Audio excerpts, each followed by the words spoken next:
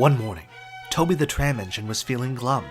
The other engines were busier than ever, but poor Toby hadn't taken any passengers with Henrietta for weeks, only shunting freight cars in the yard. Just then, Gordon puffed in to take on water. "Oh, hello, Gordon," said Toby sadly. "Are you pulling the express today?"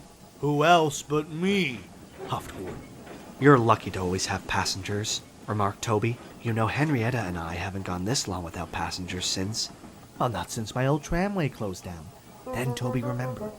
"It was back in the good old days," chuckled Toby.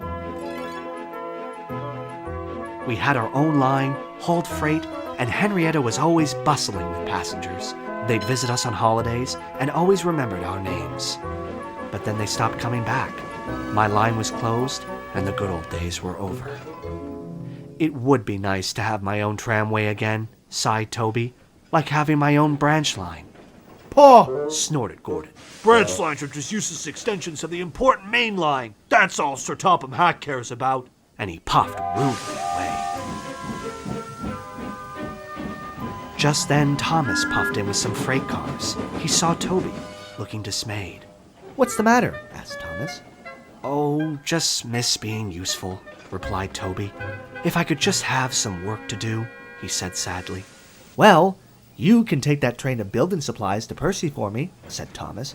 "They're needed up at the work site of the new main line extension." Toby was excited, though the extension was news to him. "Come on, Toby," said his driver. "We'll take Thomas's branch line to give you a nice long run."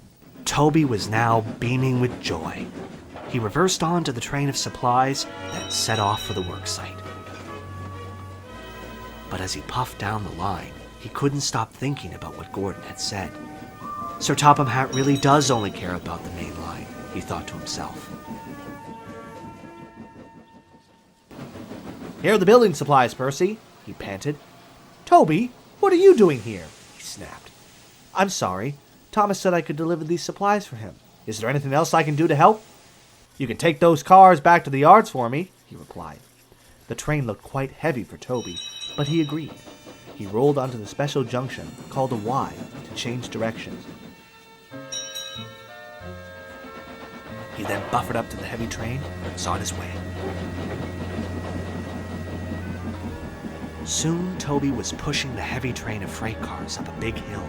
He made a tremendous effort, but just as he reached the top, the weight of the cars became too much for him.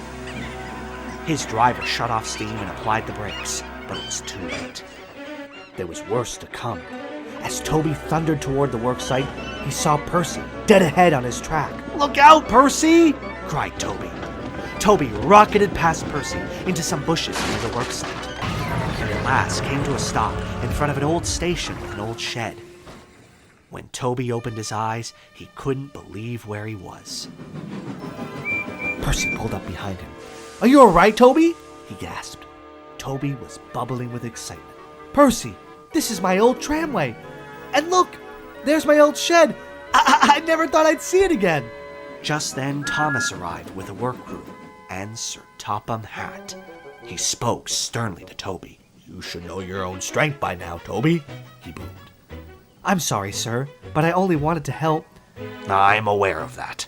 I'm just glad to see you're safe, though it's a shame you've spoiled your surprise." Toby was confused. "My surprise, sir?" Sir Topham Hatt smiled. "Yes, Toby, our new extension is in fact a restoration. We are restoring and connecting your tramway with the main line and Thomas's branch line." Toby grinned from buffer to buffer. He almost couldn't believe it. "Oh, sir! Thank you, sir!" he cheered happily.